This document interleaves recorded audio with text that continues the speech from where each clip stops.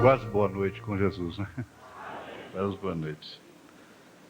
Agora, nós devemos sempre lembrar do procedimento, quer dizer, como proceder com a ceia do Senhor na sua mecânica, na sua prática, não é? A parte subjetiva, a interna, a espiritual, é um problema individual, não é? Um problema pessoal, um problema seu, lá de dentro, seu, não é? Mas existem regras que são legais, são normas, não é? Que devem ser obedecidas independentemente de sentimentos, de sentir ou não. Como conversar dentro da igreja, nos cultos. Não é questão de sentimento, é uma ordem, né? Não se conversa durante o culto, nem depois, muito menos durante a comunhão. Por isso, mesmo tendo lava-pés simultâneo, ninguém tem o direito de ficar conversando lá, porque nessa hora toda dependência da igreja é santuário, né? Mesmo a palavra está sendo pregada, o programa, mesmo a mensagem do programa, se tem algum assunto especial, então entra oficialmente para um lugar devido e trata daquele assunto ali oficialmente, né? Porque o diácono, seja quem for, administrador, para não turbar assim, ficar várias linhas ao mesmo tempo, não é? Então, quando a palavra está sendo pregada aqui, qualquer lugar que você estiver, é santuário, não é verdade? Agora, o pão é partido. O pão é partido, eu não sei se eu posso guardar tudo assim, se eu acerto, talvez. É, mas espere-me um pouquinho, deixa eu ver aqui se é 1 Coríntios, se é 2 Coríntios. 1 Coríntios capítulo 10. Porventura o cálice de bênção que abençoamos não é a comunhão do sangue de Cristo? O pão que partimos, não é porventura a comunhão do corpo de Cristo? Porque nós, sendo muitos, somos um só pão e um só corpo, porque todos participamos do mesmo pão. Então, por isso, forma uma comunhão, uma unidade. Nós vamos fazer essa pergunta aqui. Por que ficarmos divididos aqui dentro, com reservas pessoais, por motivos diversos ou quaisquer, seja quais forem? Por quê? Pelo menos aqui dentro deveria haver uma unidade tal que todas as mágoas fossem esquecidas, marcações e tantas coisas assim pessoais, né? Comportamento, de um modo geral, deveria ser mudado. Mas isso é parte da mensagem. Eu estou adiantando só para orientar, principalmente os que foram batizados por último, que se pega um pedacinho de pão apenas, não é um punhado. Se porventura cair algum pedacinho de pão, não fique condenado por isso. Depois os diáconos vão catar aquilo e associar ao restante do pão, que deve ser queimado logo após a ceia, antes da meia-noite. É o que é feito. O vinho deve ser tomado, não precisa virar a taça na boca e tomar golada cheia, mas também não pode haver escrúpulo. Eu não tomaria da ceia se eu tivesse escrúpulo de levar o cálice na boca e tomar do cálice. Eu acho que é uma indignidade até, é uma coisa que não deveria acontecer. Então você deve beber, porque a Bíblia diz aquele que beber, não é? Não tem que ser demais, mas beber. E sabe-se que o irmão Branham não comia nada após a ceia, naquela noite. Ele tomava, às vezes, apenas um suco. E nós já discutimos isso. No mínimo, deixar passar 2 horas, que seria o horário normal de uma digestão completa. Isso não é porque fere a parte doutrinária, não é que Deus exige tal sacrifício, uma pessoa ir dormir com fome, porque tomou a ceia naquele dia. A Bíblia é muito clara em dizer que Deus não se agrada de sacrifício. Ele se agrada de um coração quebrantado, você voltar para casa, um coração quebrantado. Não é certo? Isso aí sim agrada a Deus, a Bíblia diz. Que Deus não se agrada de sacrifício, mas sim, Ele atenta para um coração quebrantado. Porque quando o coração é quebrantado, a gente perdoa, a raiz de amargura sai,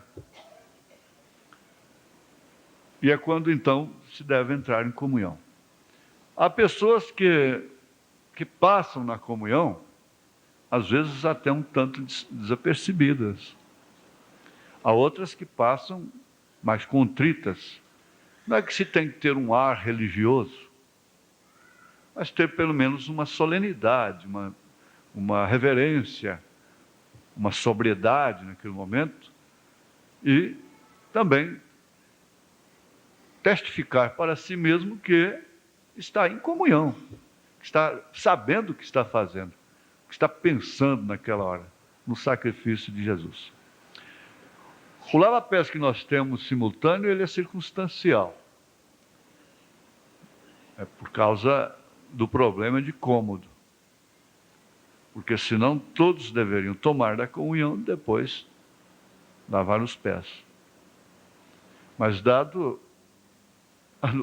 o grande número de pessoas e problemas que temos, então admitimos o lava-pés simultâneo, mas para aqueles que precisam de ir embora. Não é ficar ali fora fazendo companheirismo.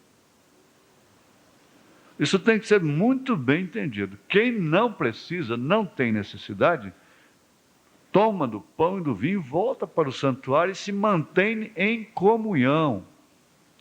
Se mantém reverente. Essa questão de acompanhar o hino que está tocando aí, uma voz piano, baixinho, está bem, não tem nada mal. Mas nessa alturinha, nunca mais alto do que a música. Fica bonito, fica solene, está bem. As irmãs, os irmãos querem fazer isso, não tem problema.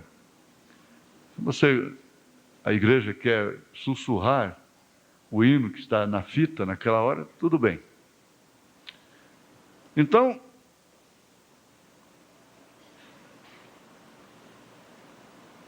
vamos ficar de pé, vamos ler a Bíblia.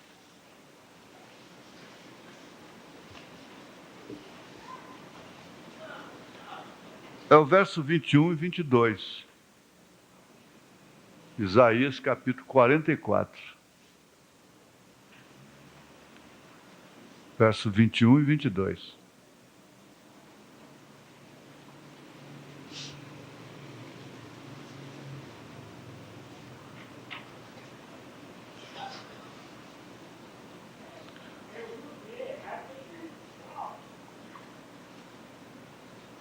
Lembra-te destas coisas, ó Jacó, e ó Israel, porquanto és meu servo, eu te formei, meu servo és, ó Israel. Não me esquecerei de ti. Desfaço as tuas transgressões como a névoa, e os teus pecados como a nuvem. Torna-te para mim, porque eu te remi. Ó Deus, isso é tudo que um homem pode alcançar aqui na terra. A ser remido, ser redimido, ser remido em primeiro lugar. É ser amado pelo Senhor. Nós te pedimos perdão dos nossos pecados. Pedimos corações novos. Em nome de Jesus Cristo. Amém. Assentai-vos.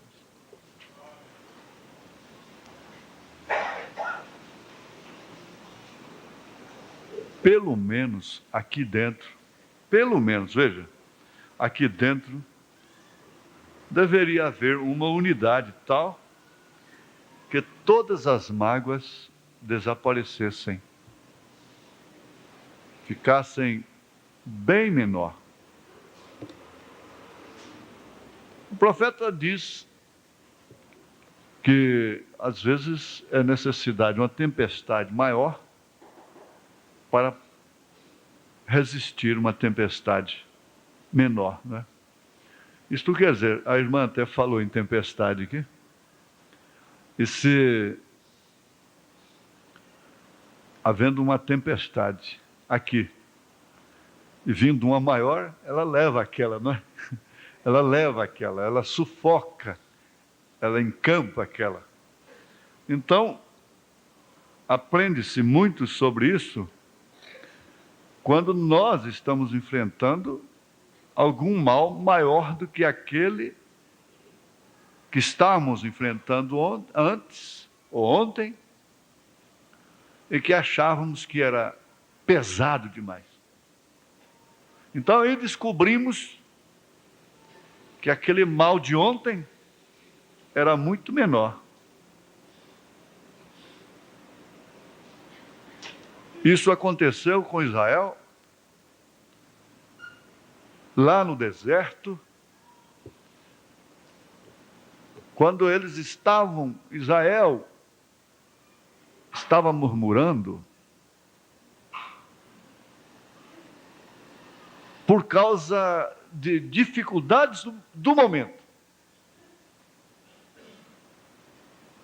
E aquilo por muitas vezes irritou a Deus. Deus chegou a querer banir aquele povo. Moisés, como um tipo de Cristo, se punha no lugar do povo, se colocava e disse: então o Senhor me tira primeiro.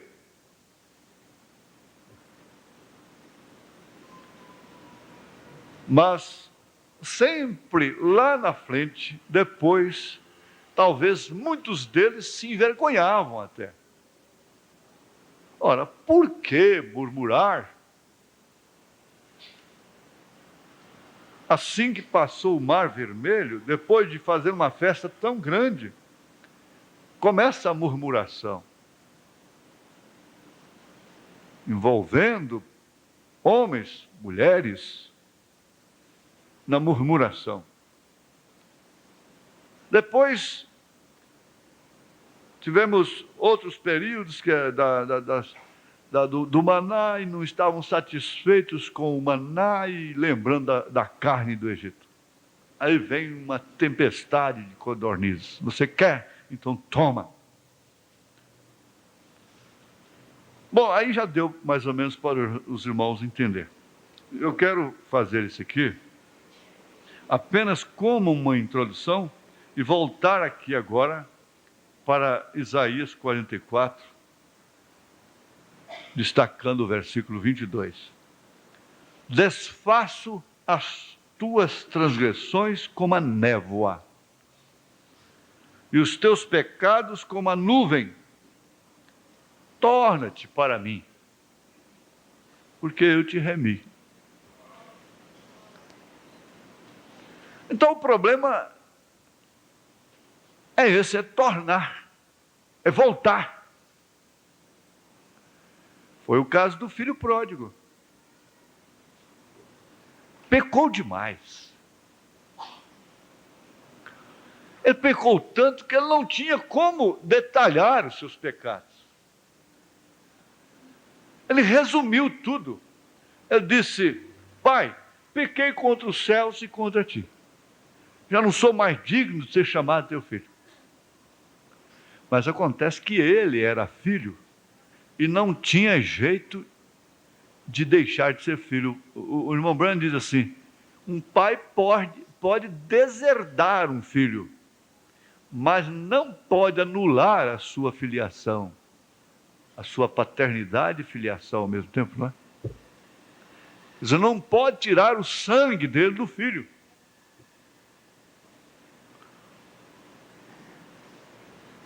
Isso é que realmente caracteriza o filho, é o sangue.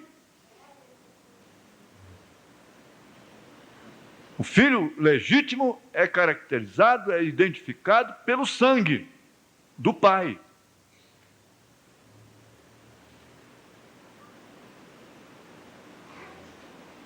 Cada cristão, filho de Deus, tem o sangue de Deus.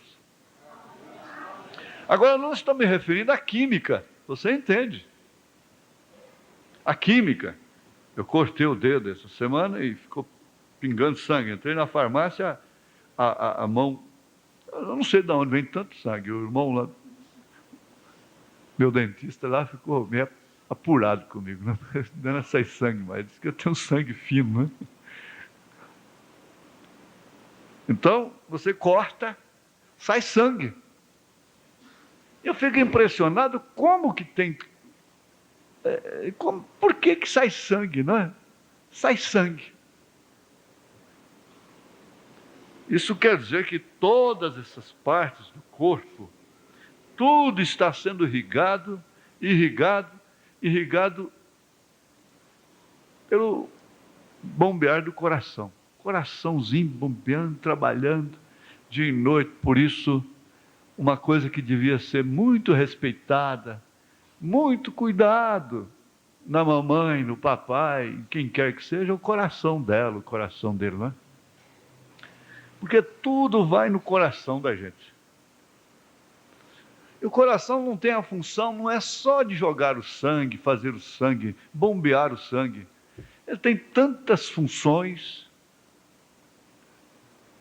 que implicam, os sentimentos estão relacionados com os sentimentos. Para começar, a alma está no coração. Então deveria se poupar o coração.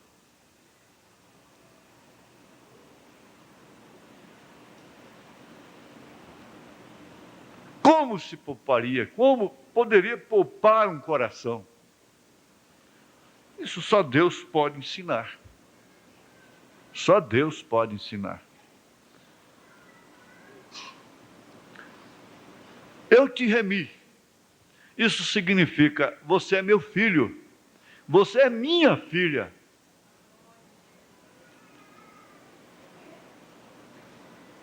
Eu vou apagar as tuas transgressões e elas vão ser como a névoa, que simplesmente desaparece no espaço. Os teus pecados, como nuvem, vão desaparecer. Isso poderia, naturalmente, quer dizer, faz com que o coração receba tônico, receba alegria, receba confiança, receba certeza. Isso faz com que o coração fique em paz, tenha saúde. Uns dizem, a saúde começa pela boca. Tudo bem. Já eu vou ler um livro ali de um cientista chinês, ele diz, os intestinos é tudo no homem. O homem começa a morrer pelos intestinos. Já o outro diz, o coração é tudo. Outro diz, não, é o fígado. Outro diz, não, são os rins. Outro vem, não, e prova que é o cérebro. E tem outro que vem e prova que é o sistema nervoso.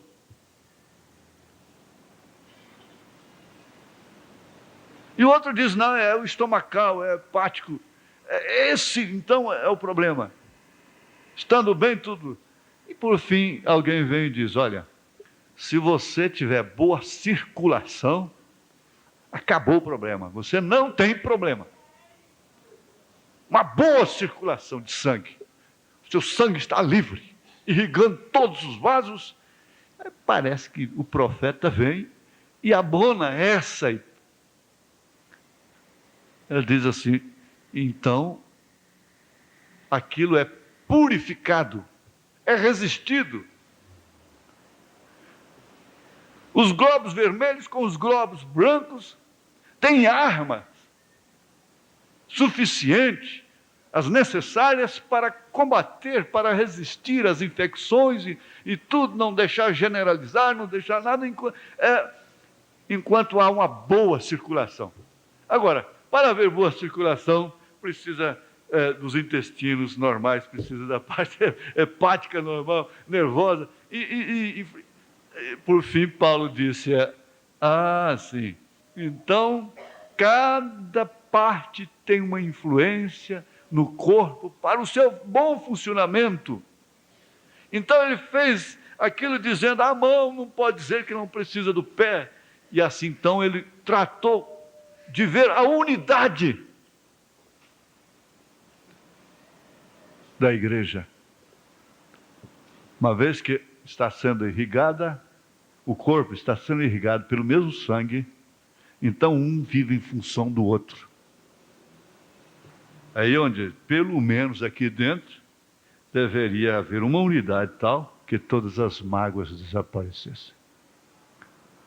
Você pode estar magoada com o seu nariz, mas você não quer arrancá-lo. Eu conheço uma moça muito bonita, hoje ela deve ser velha já, não é? Já bem alcançada pelos anos. E ela era bonita mesmo, mas o seu nariz era muito pequeno para ela. E ela inventou a fazer operação, cirurgia plástica, e o médico errou e não sei o que tem, e o nariz ficou menor. Então, tudo perfeito, tudo bonito, com aquele narizinho pequenininho. Tudo é proporcional, né? O rosto pequeno, nariz pequeno. O rosto maior, nariz maior. Né? Orelhas, coisa e tal. Então, há pessoas que são contrariadas. Se minhas orelhas não fossem tão grandes. Você não sabe que gente da orelha grande dura muito mais do que de orelha pequena? Diz que não morre fácil. Orelhudo não morre fácil. Mas então, nós vamos observando isso, vendo que há realmente uma unidade que você não pode aborrecer nenhum de seus membros porque é grande ou porque é pequeno. Porque muito pior seria sem ele. Então, muito pior é sem ela aqui dentro. Muito pior é sem ele aqui dentro. É sem ele no corpo.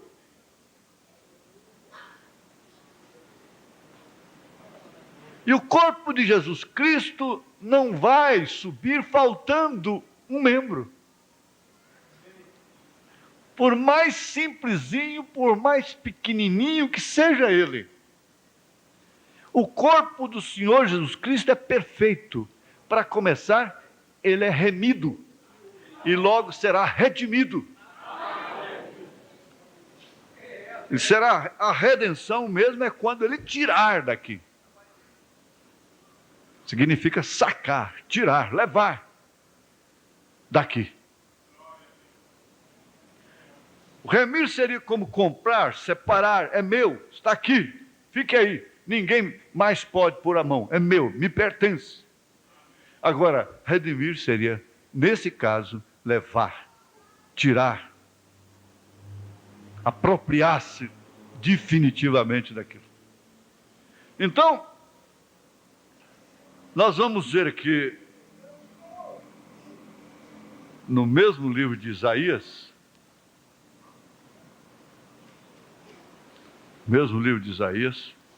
capítulo 1, verso 17 e 18.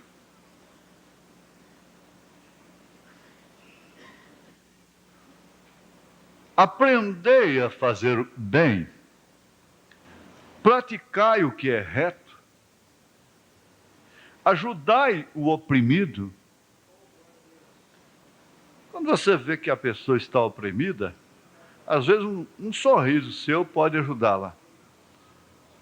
Fazei justiça ao órfão, tratai da causa das viúvas.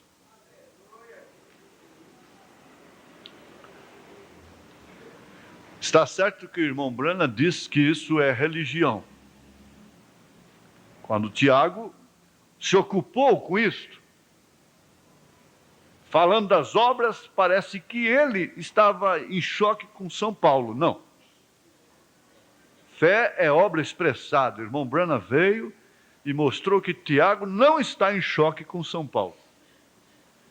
Porque quando São Paulo disse que é a fé,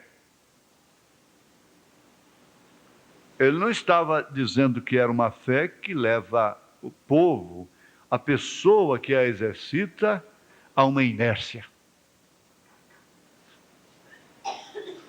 a uma paralisia, ao indiferentismo. Só eu descendo e virar diácono também, não é? Daqui a pouco. Ajuda.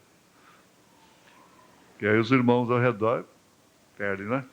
Então, o que acontece?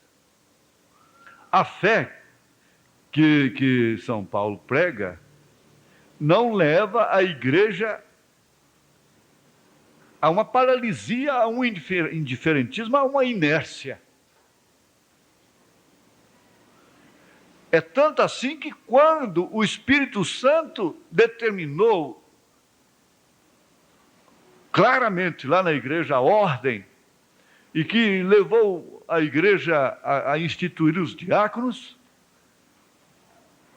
ficou claro que esses diáconos deveriam exatamente se ocupar com esta parte, que significa realmente, de verdade, a prática, a demonstração em obras da fé. Isso é apenas uma parte, não é? Agora vamos ao versículo seguinte, verso 18. Vinde então, argui-me. Quer me perguntar? Você gosta de interrogar? Diz o Senhor: ainda que os vossos pecados sejam como a escarlata. Escarlata é vermelho, não é? Eles se tornarão brancos como a neve, ainda que sejam vermelhos como o carmesim, se tornarão como a branca lã.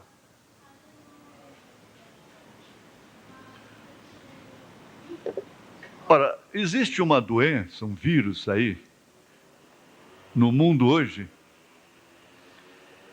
que chama-se AIDS, não é?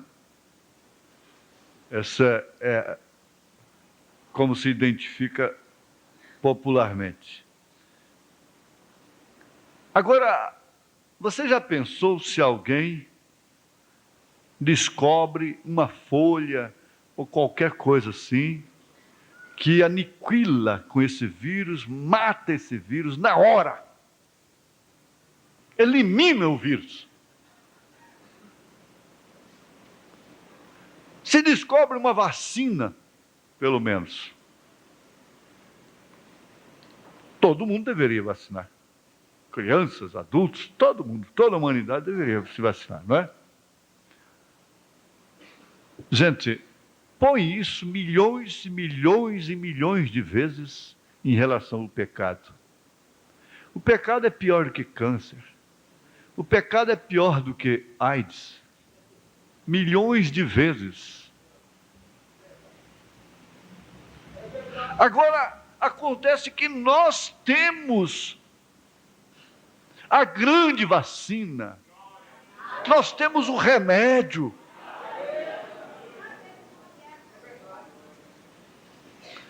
E tem uma coisa, já estão se discutindo até que exista já o remédio, a vacina contra a AIDS.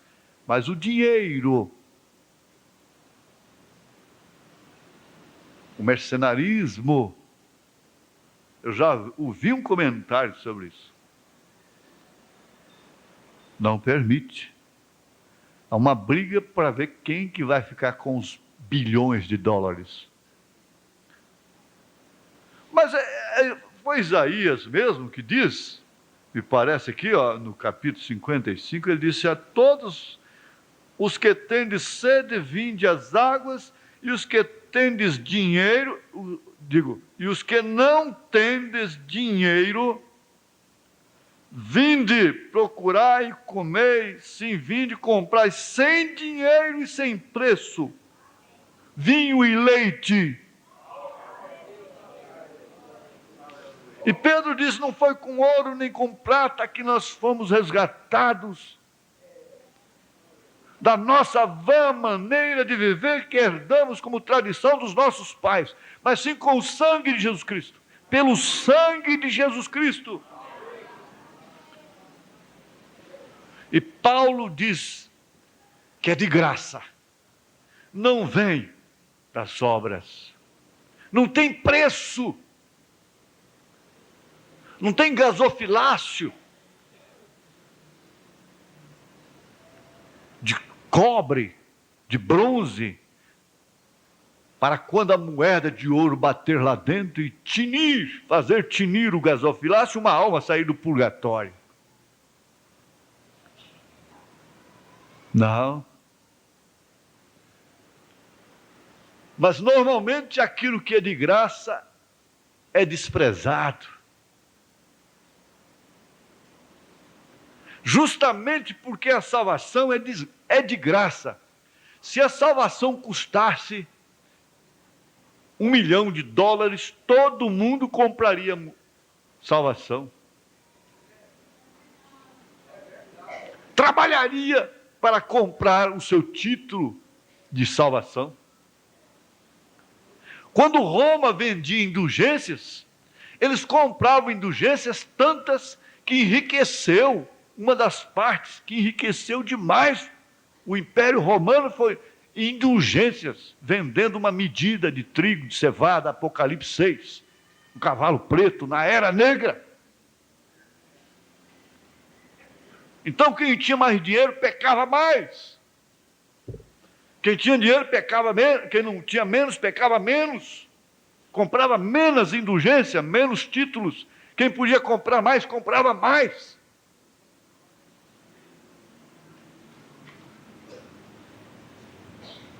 Mas acontece que é de graça. Quando João estava preso, que ele caiu em si, diminuiu como ele próprio havia dito, depois de mostrar o Cordeiro de Deus, ele mandou os seus discípulos a Jesus, disse: tu és mesmo aquele que havia de vir? Jesus disse: vá, diga para João, que os cegos veem, os coxos andam, os mortos são ressuscitados, os paralíticos andam, e o evangelho é anunciado aos pobres.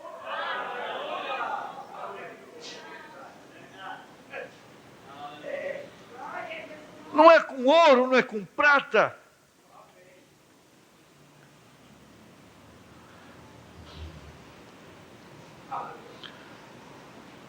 Aqui, em 1 Coríntios, capítulo 6, verso 11, Paulo diz: não erreis. Verso 11, aliás. E é o que alguns têm sido, mas haveis sido lavados, mas haveis sido santificados, mas haveis sido justificados em nome do Senhor Jesus e pelo Espírito do nosso Deus. Ainda aqui em Atos dos Apóstolos, capítulo 20. Atos dos Apóstolos, capítulo 20. Ele diz, verso 28. Olhai, pois, por vós e por todo o rebanho sobre que o Espírito Santo vos constituiu bispos, para apacentardes a igreja de Deus que ele resgatou com o seu próprio sangue.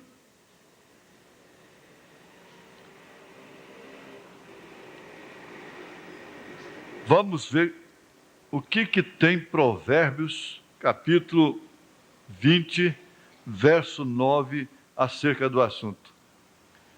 Vamos perguntar aqui com ele: quem poderá dizer, purifiquei o meu coração,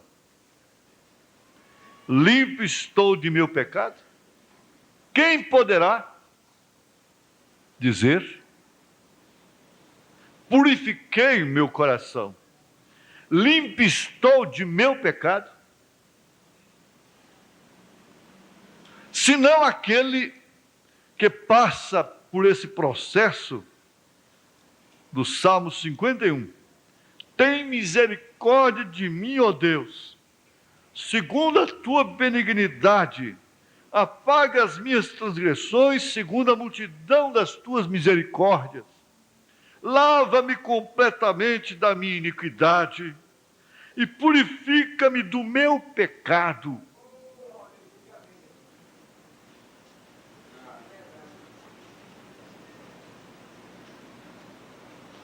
Porque eu conheço as minhas transgressões e o meu pecado está sempre diante de mim.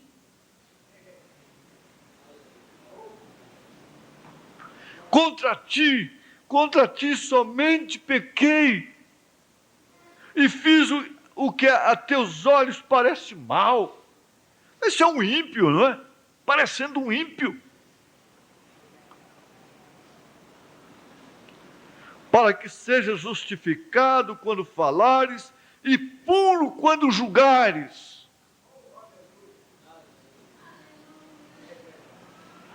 Irmãos, se nós colocarmos isto aqui em sintonia realmente com a realidade, com a revelação,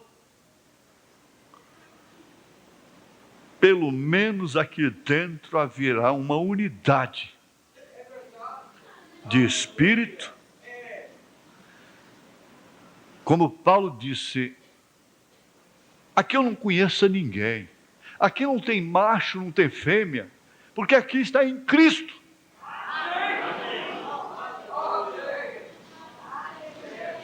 Então o que aconteceria? Nós não seríamos os mesmos lá fora, nós não teríamos que fazer força, simplesmente se nós pudéssemos adentrar aqui.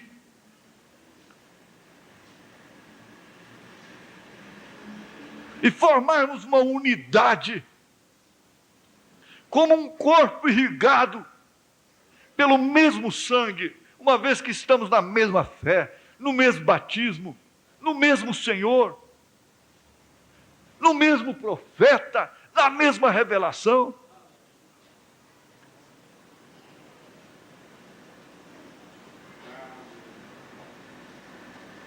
Mas os olhares de desprezo, de reprovação, de intriga, de polêmica,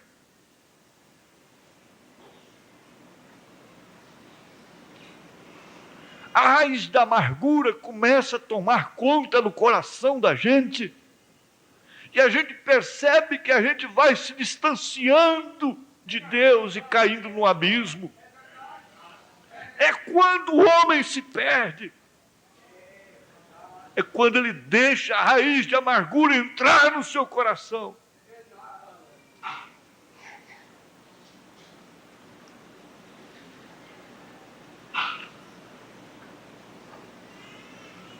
Se pelo menos aqui dentro ninguém olhasse para ninguém,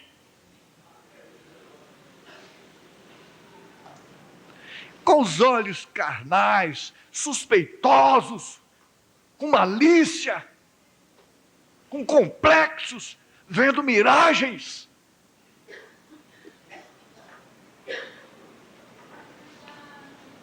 Se pelo menos aqui dentro cair essa revelação da unidade do corpo, que todos estão irrigados pelo mesmo sangue, diz o irmão Branham, todas as diferenças desapareceriam. Mas ele continua: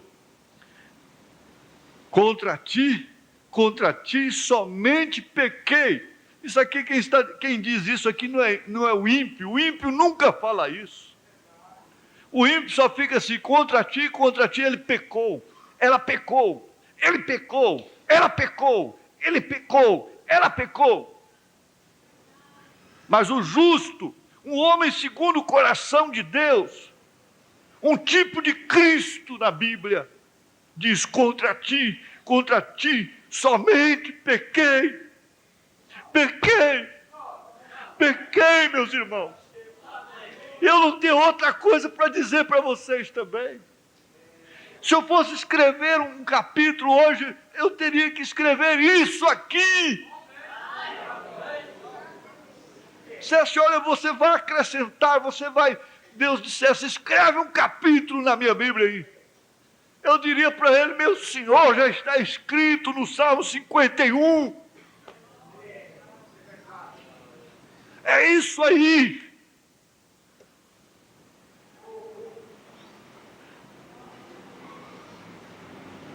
Eu não preciso tomar a caneta, escrever um capítulo na Bíblia, porque ele está aqui.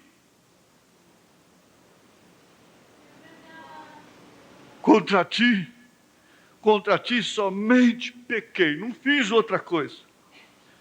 E fiz o que aos teus olhos parece mal, para que seja justificado quando falares e puro quando julgares. Em outras palavras, para que eu nunca me glorie. Quanto mais usado na mão de Deus, maior será o espinho na sua carne. E Satanás terá que usar esse espinho para te esbofetear, dia e noite, para que não te exaltes pela grandeza do seu ministério, pela grandeza do dom que ele te deu. Terás que ser esbofeteado, humilhado, envergonhado, destratado.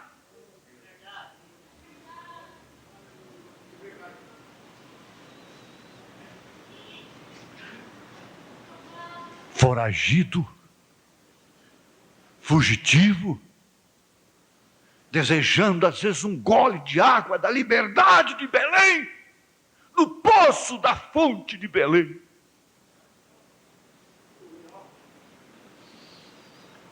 Dá um passeiozinho com Davi essa hora. Caminha com ele um pouquinho. Fala, Davi, deixa eu dar uma voltinha com você. Você pensa que você iria ficar somente assentado num trono e recebendo as coisas a toque de sino? Cachos de uva, 500 mulheres, uma virgem por dia. Só isso? Não!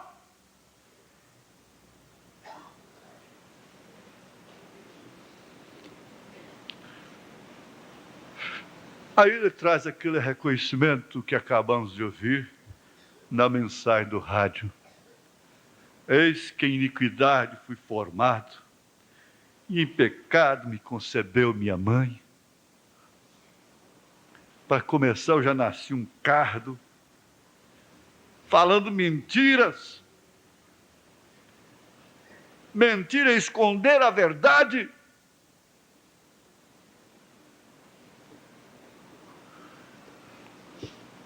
Mas ele tinha uma revelação. Ele diz ao Senhor assim: o Senhor ama a verdade no íntimo.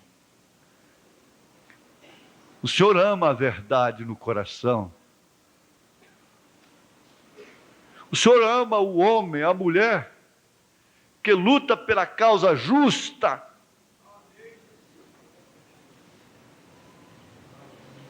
Que luta pela justiça.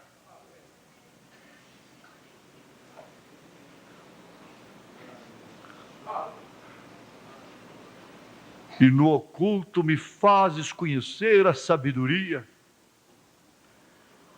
Purifica-me com sope.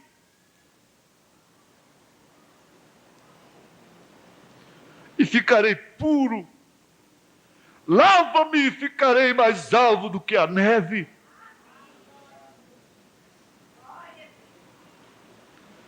Faz-me ouvir júbilo e alegria, para que goze os ossos que tu quebraste.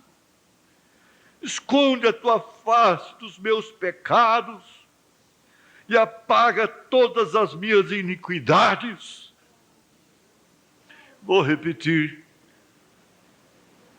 Se eu tivesse que escrever um capítulo hoje, eu não poderia escrever outra coisa senão o Salmo 51.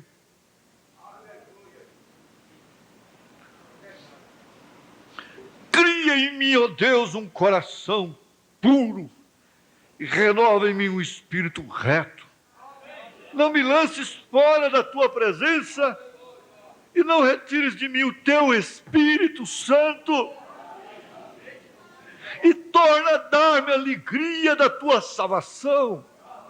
E sustém-me com o espírito voluntário, disposto.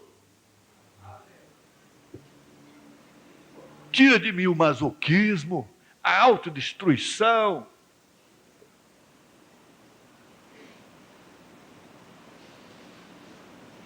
A autodesmoralização.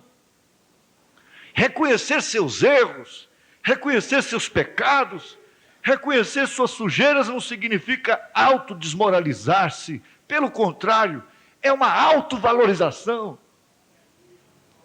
Não é desvalorizar-se vulgarmente, como nós temos a tendência de fazer.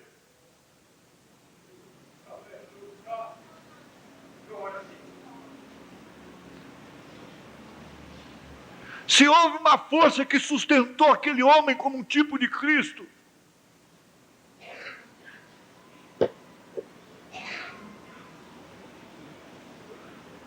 nos transes mais difíceis de sua vida, por que não há uma que sustenta a mim, que sustenta a você, uma vez que Ele é a mesma? Ele diz: o Senhor é o meu pastor. Eu também digo. Você também diz, não diz? O Senhor é meu pastor. E nada me faltará.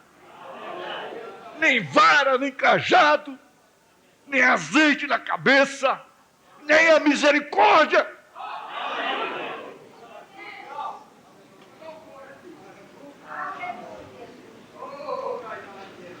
Mesmo quando ele estava babando como bobo, fazendo-se de besta de bobo, fingindo de besta para salvar a sua pele, porque seus inimigos estavam no seu encalço, mesmo quando ele estava associado a bandidos, a marginais, a favelados, ele era Davi. Ele era Moisés. Ele era Jacó. Ele era Josué. Ele era Noé. Ele era Abraão, mesmo seco, mesmo apostatando-se, ele era Abraão. Ele continua sendo Abraão até hoje.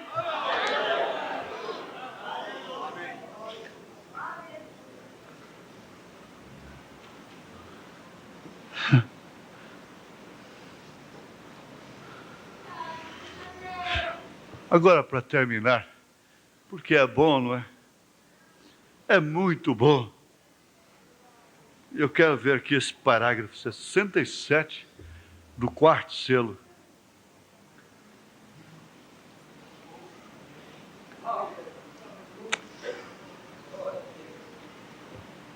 Depois do terceiro ponto, ele diz: eu não entendo como podem imaginar que a noiva passará pela tribulação.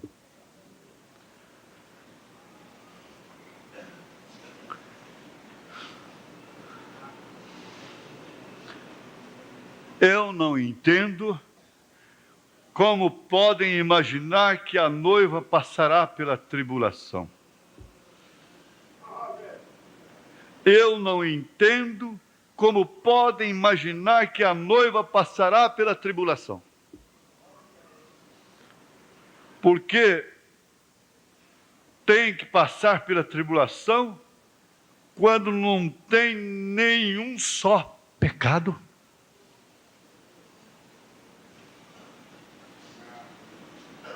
Meu Jesus, meu Senhor, onde é que eu apareço então? Ele tem que responder: você vai aparecer exatamente onde Davi aparece, onde Abraão aparece, onde a Sara aparece, onde a Maria Madalena aparece, ou você vai aparecer onde a Jezabel aparece, onde o Balaão aparece, onde o Judas aparece, onde seja quem for. Não, você vai aparecer onde a Maria Madalena aparece. Você teria vergonha dela aqui? De que forma você olharia para ela aqui dentro da igreja?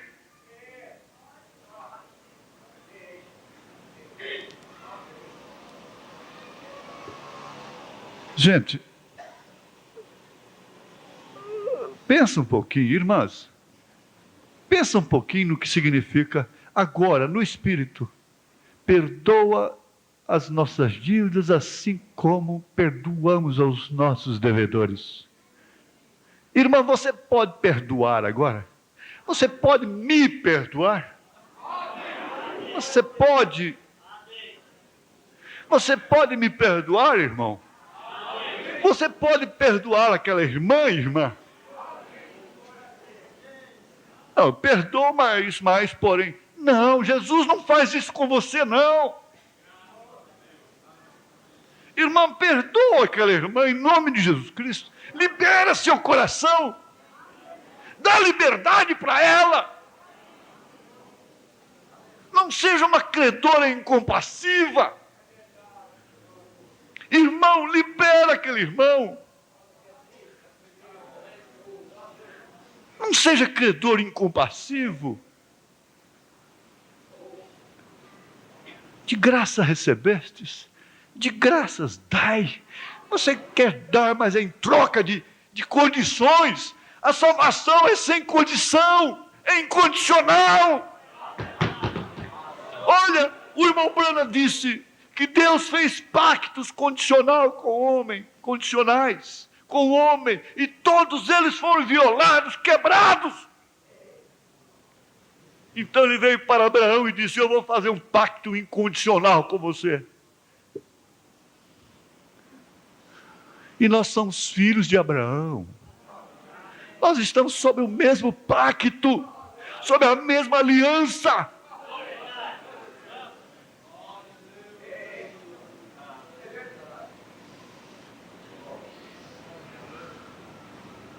Tudo que está pela frente é para o nosso bem.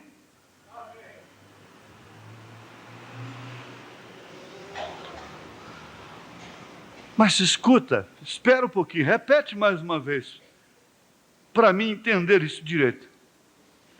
Por que tem que passar a noiva pela tribulação, quando não tem nenhum só pecado? Nenhum. Ora, espera aí. Então, é Bíblia com Bíblia, e como é que nós vamos fazer com isso aqui? Como que nós vamos fazer isso aqui? Se dissermos que não pecamos, fazemos-lo mentiroso e sua palavra não está em nós. 1 João capítulo 1, verso 10. Mas o mesmo João escreve: meus filhinhos, estas coisas vos escrevo para que não pequeis. E se alguém pecar, temos um advogado para com o Pai, Jesus Cristo, o justo. Ele é a propiciação pelos nossos pecados, e não somente pelos nossos, mas também pelos de todo mundo. Ora, se é de todo mundo,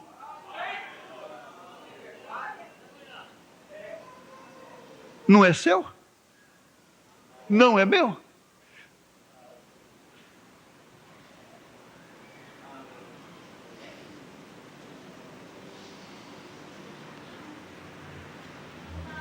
Mas se andarmos na luz, na revelação, na mensagem, como Ele na luz está, temos comunhão uns com os outros.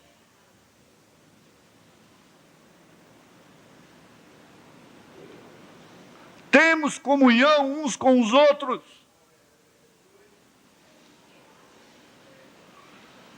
Quando um irmão puder abraçar um outro que lhe ofendeu, que lhe ofende, abraçar de coração, de alma e de espírito, e dizer, dar-lhe o maior presente que uma pessoa pode dar para outra aqui na terra. Não é relógio, não é bracelete, não é tornozeleira, não é colar, não é corrente para pescoço, não é casa, não é carro, não é nada disso. É dizer de coração, de alma, Deus te abençoe. Deus te abençoe. É antes de dar a oferta, dizer um Deus te abençoe para aquele que te amaldiçoa.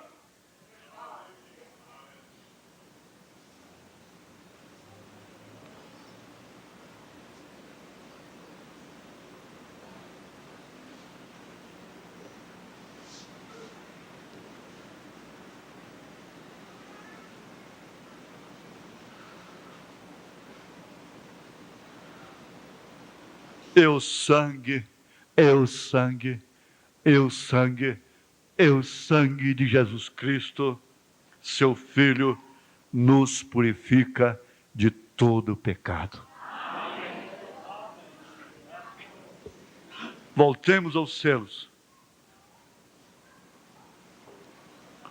Porque tem que passar a noiva pela tribulação, quando não tem nenhum só pecado?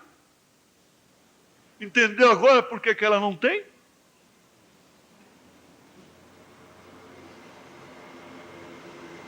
Não foi o que o diabo fez com Lutero? 3 rolos debaixo do braço, com todas as anotações. Eles escrevem, o diabo escreve, anota tudo direitinho. Hoje ele grava, hoje ele filma. E chegou para Lutero. Ele diz, olha, você está enfrentando essa situação aí como um santo, não é? Diante do povo e coisa assim, você é um enganador. Olha aqui, tudo isso aqui é pecado seu. Está aqui um rolo. Abriu, Lutero foi lendo coisa por coisa, disse, olha, tudo isso é verdade, viu, diabo? Não, mas não é só isso não, eu tenho mais aqui. Você pensava que era só isso? É, fiquei surpreso, né? Espera aí, não é só isso não, tem mais ainda. Jogou mais um rolo lá em cima da mesa. Lutero abriu, foi lendo, disse, mas como ele é perspicaz, coisa que eu nem lembrava mais, está tudo anotado aqui.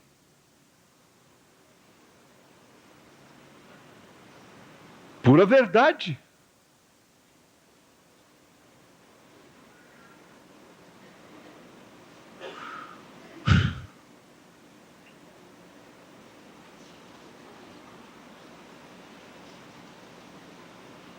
Aí, o que aconteceu? Ele disse, mas não é só isso não. Ainda tem mais. Ainda tem mais. Jogou o 3º rolo lá em cima. Não era livro, eram rolos, pergaminhos. Se a experiência fosse hoje, seria uma fita de vídeo. Mas na época era pergaminho.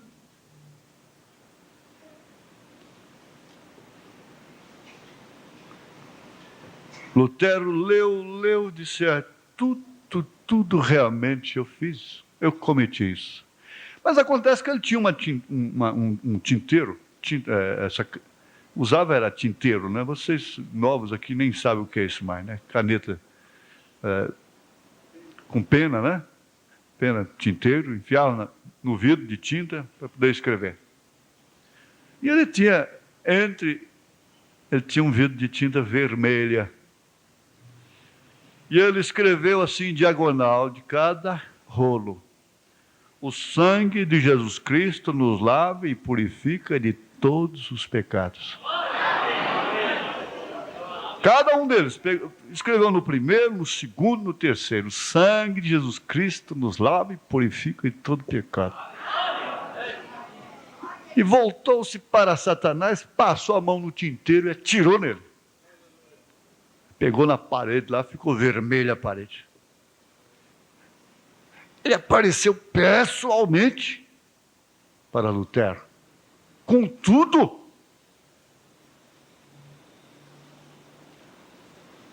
com tudo que era verdade. Mas como pode, irmão? Lutero é noiva, é a cabeça da noiva na era de Sardes. É Sardes mesmo. Sardes. E Satanás escreveu tudo que ele escreveu era verdade? Era. Você acha que todos os pecados de Davi estão escritos na Bíblia? Todos os pecados de Abraão estão escritos na Bíblia?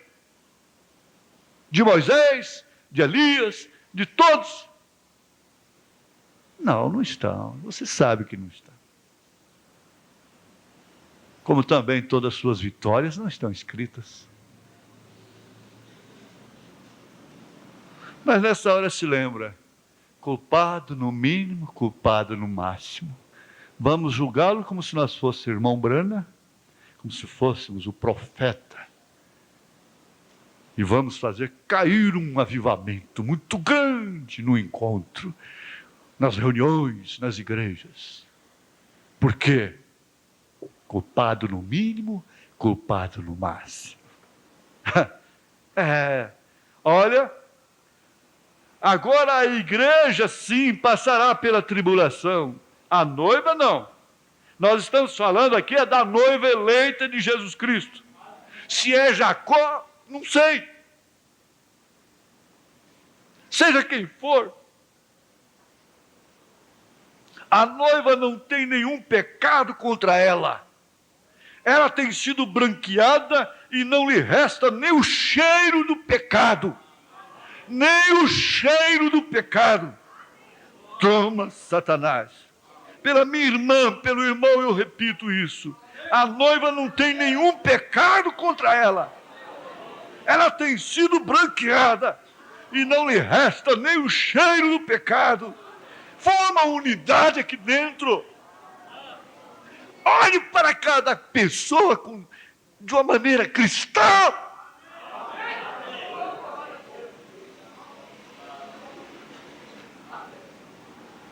A noiva não necessita da tribulação para purificá-la. Ela é purificada pelo sangue de Jesus Cristo. A igreja sim passará pela tribulação, porém a noiva não.